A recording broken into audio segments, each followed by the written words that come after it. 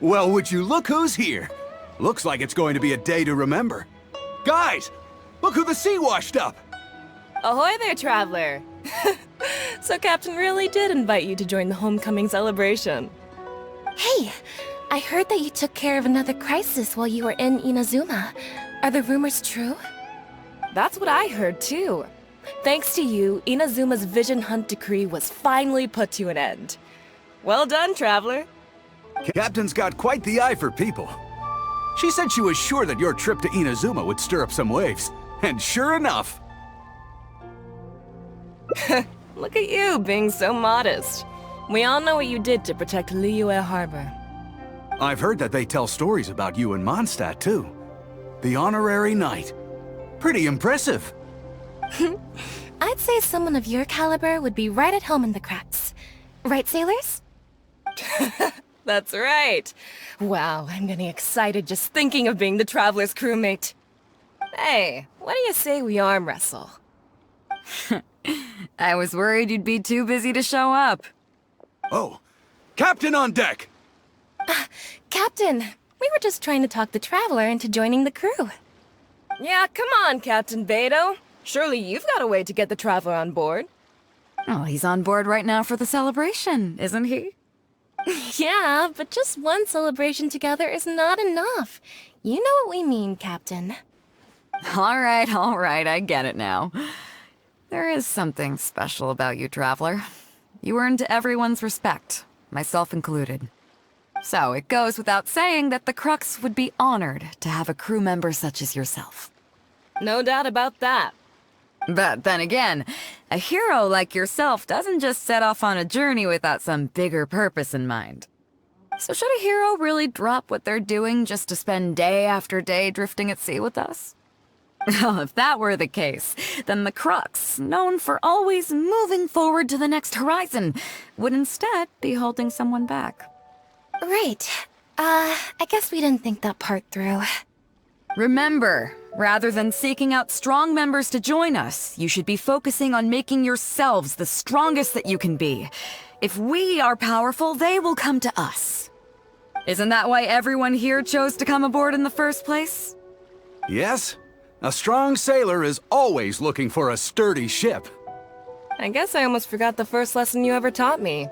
Thanks for the reminder, Captain. Just be sure you all keep that in mind. Now, there's no more need to hound the Traveler, as you were. The Traveler and I have something to discuss.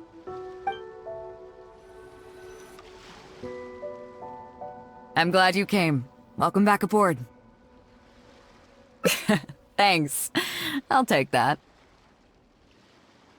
Some rumors have it that the leader of the Crux is so powerful that she could slay the mighty Leviathan Haishan without breaking a sweat.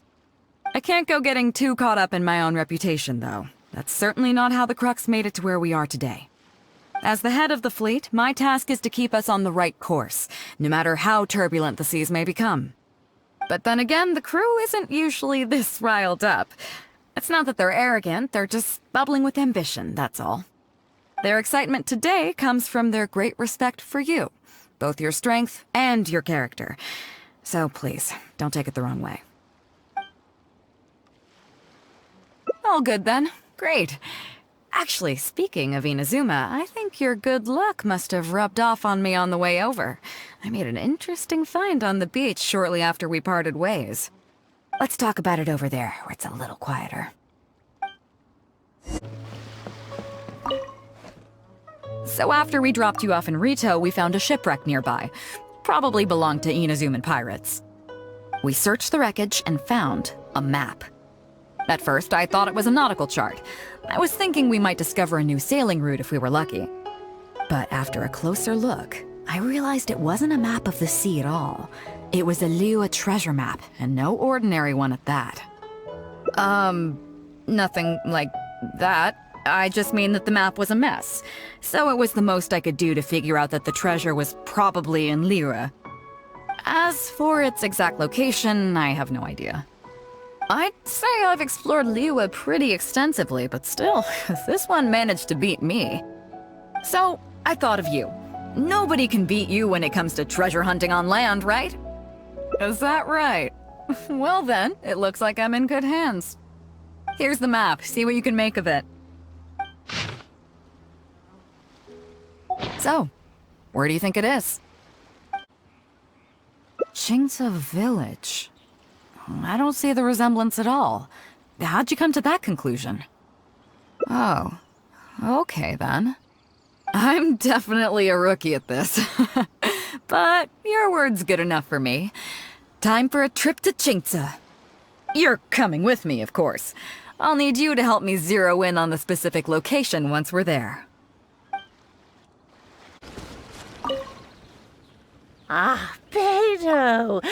Wow, and the traveler! My goodness, what's the occasion? Just here to visit us old folks once again? It hasn't been all that long since we last had a visit from the Crux. But I'm glad you picked today. You're just the people I need. These two young rascals, they've been arguing with each other non-stop about some petty nonsense or other. I'm too old to get through to them. They won't listen to me. Please, talk some sense into them. Rest assured, Granny Zhuoxin, whatever the situation is, the Traveler and I will take care of it. Oh, thank goodness. It's Captain Beidou. You couldn't have come at a better time. You're the voice of reason I need in this situation. Captain, please! Help me get justice! Whoa, hey. What exactly is going on here? Spit it out, tell me everything. It makes me mad just talking about it. G here, I don't know if he's got a screw loose or what his problem is. But anyway, he took it upon himself to raise, well, practically a whole army of finches, okay? And now guess what? They fly onto my land and completely destroy at least half of my crops. I asked him to pay compensation, but he refused. Now how is that fair? Captain, I'm innocent! They're not even my finches! I just thought they looked kinda cute, you know, so I fed them a couple of times.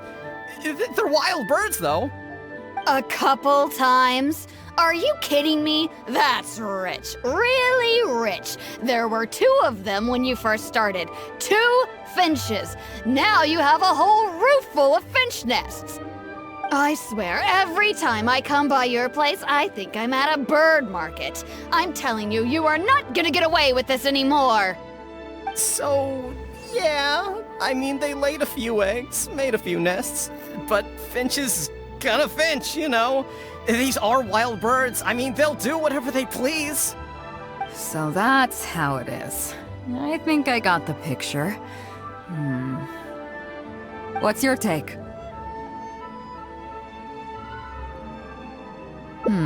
Fair point. Granny Zhuoxin, is there anything left over from the relief funds delivered by the Crux on our last visit? Technically, this would be a case of avian damage to agriculture. It meets the relief criteria, so we can use these funds to cover Wenjing's losses. Why, yes. There's plenty left over. The Crux brings such a generous sum each time. There's no way our small village could ever use up all of it. Oh, thank you, Captain Beidou. You can bet I never would have managed to get G to pay up, even if I spent my whole life trying to persuade him. Thank you, Captain. You can bet I never would have been able to afford the compensation out of my own pocket. I'll drive those finches away the moment I get back. I can't let them carry on ruining the neighbors' crops. Beidou, you do so much for our village, and we could never hope to repay you. Granny Zhuoxin, as you know, many of the boys from your fine village do sterling work for the Crux. The fleet wouldn't be what it is today without them, so please think nothing of it. Gee, Wenjing, I guess you're free to go. Captain Beidou, you're here. Pops Shing, it's been a long time. How've you been? Don't get me started. I've been having some real trouble with that neighbor of mine, Jen. We keep having the same argument, and it just goes nowhere. I heard you were in the village, so I rushed over to seek your help. What's the issue? Oh, come with me. You'll see. Let's go find Jen and clear this whole thing up, face to face.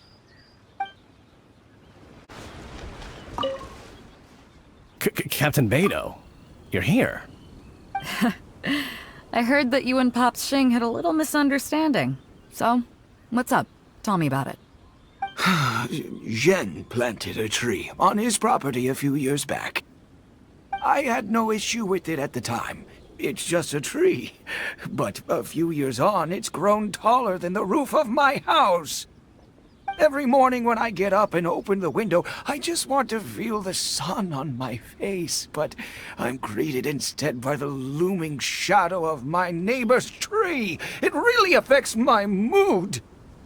I asked Shen to cut it down so I could get some sunlight back on my property. But he said no. It's like he's done this on purpose just to drive me crazy. Captain Beidou, you gotta believe me. I didn't intend to block the sunlight, but there's nothing I can do about it now. It's not just any old tree, you see. That tree was planted there by my late father. Not long after he planted it, he passed away. And just before he passed, he left me with some parting words. He said our family's fortune was inauspicious and we needed something to suppress the bad luck. That's what he planted the tree for. How can I just chop it down? I'll be honest, I spent a few years studying in Liyue Harbor, so I don't actually share his superstitious beliefs. But still, that doesn't change the fact that this was my father's dying wish. Okay, I think I'm all clear on the situation. What are you thinking? I was thinking along the same lines as you. Look, Pops, I'm not trying to make excuses for Zhen, but just try putting yourself in his shoes for a moment. Zhen's desire to protect his tree isn't for money or because he wants to hurt anyone, or for the sake of any superstition. He just wants to honor his father's dying wish. Pops, you have kids too, right? Yeah. When you put it like that.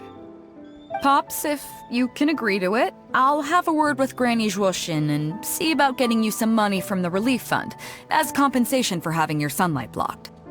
As for the tree... That sounds good to me. Whatever you think, Captain Beidou. The tree can stay. Some compensation would make me feel much better about the whole thing. Thank you, Captain Beidou. And thank you for understanding Pops Xing. I'll make sure to trim it back when I get home to let some more light through. It'll be such a relief not to have to worry about this anymore. On a separate note, I remember the Crux last visited the village not very long ago. Is there some special reason why you're back in person so soon? Nothing all that special, just personal reasons. I'm looking for some treasure. Huh? Treasure? Wait a second. That reminds me, I saw Chongping and Defu arguing in the fields earlier. It sounded like they were both trying to lay claim to some treasure. I don't know if it's related to the one you're looking for, but anyway, they're probably still there now. Really? Okay, well, you and Pops Xing can go about your business now. I'll go see what the situation is. Huh? Beidou, you're just in time. Defu's being completely unreasonable. What happened? I'm not being unreasonable, Captain. I got Chongping to help me plow my land because it's the busy season. And then, what do you know? He plows up a treasure chest. Way I see it, it's my land, so the treasure belongs to me, right? I think it's a pretty clear-cut case. You say that, Defu, but what you're forgetting is that I came to help you plow your fields out of the goodness of my heart, and you haven't paid me a single mora. It was also my plowing that turned up this chest. However you cut it, surely I'm entitled to at least some of the treasure. The domestic drama just keeps coming today. What are your thoughts? Okay, I think I'm up to speed here. If you two really want to take this further, I can get a legal expert from Liyue Harbor to adjudicate. As for the costs, I'll cover them. What do you think?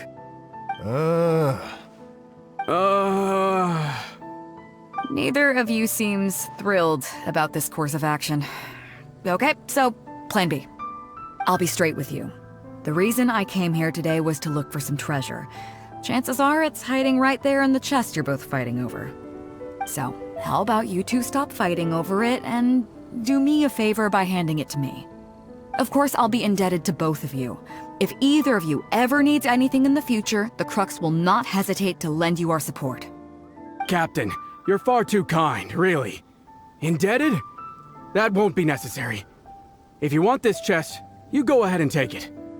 Yep, totally agree. If only I'd known you were looking for this chest.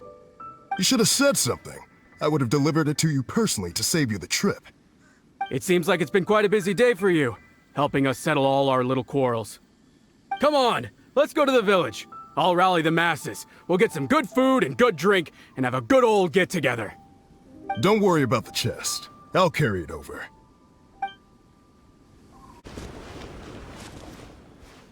What a fine day today has been. Beidou has solved an awful lot of problems in our village. She sure has. Without Captain Beidou, that compensation payment would have bankrupted me. Yeah, and if it weren't for Captain Beidou, I'd still be arguing with Pops Xing. Hear, hear! We have plenty to thank Captain Beidou for, I'm sure. I propose a toast in her honor. To Captain Beidou. Cheers! I couldn't ask for more than the chance to get everyone together and drink to our heart's content. Cheers!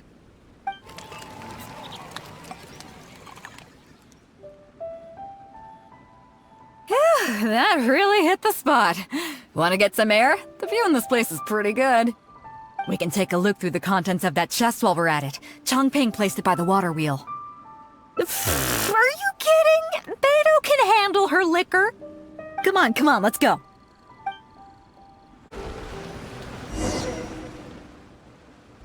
So, I've been thinking. Everyone seems to trust me enough to let me have the final word on their disputes. But don't you think some of my solutions can be a little stupid? You can laugh, I don't mind. Take Chongping and Defu's wrangling over that chest, for instance. I had no clue who it should belong to, so I just came up with this stupid idea of taking it for myself. At least that way, neither of them would feel like it was unfair. But, I mean, I'm no Ningguang. I can't make a perfect deal every time. And I'm no Yanfei either. Not all my judgment calls are going to be 100% fair and square. I am Beidou, and my strength is in trading favors. You think I should be more selective? Some people think their favors are so valuable that they need to plan out how and when to use them to maximize the return on their investment. They view the favor as a bargaining chip. Others see doing favors as a burden, not worth anything in monetary terms and prone to getting you locked in a cycle of constantly returning the favor back and forth. But the way I see it, favors are what keep people connected to one another.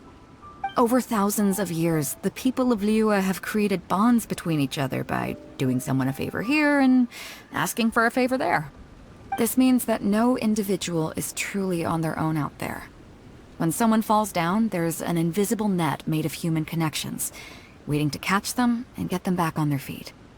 Over the years, I've come to owe favors to a great many people, and many other people have come to owe me one.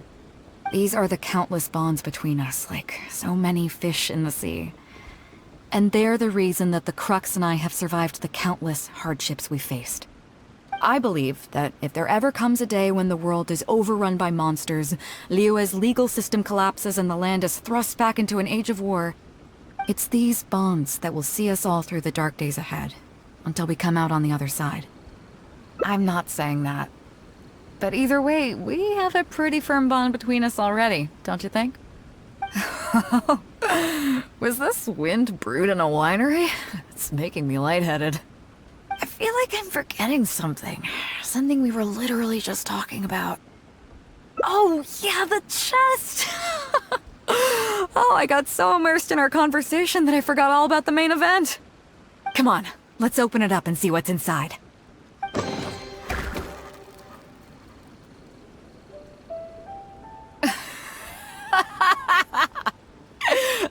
Oh, that's it? A whole lot of nothing? It's not exactly what I was looking for, but you know what? I don't care. The fun part was going on a treasure hunt with you. Come on, let's get back to the party. Tonight, we go big before we go home.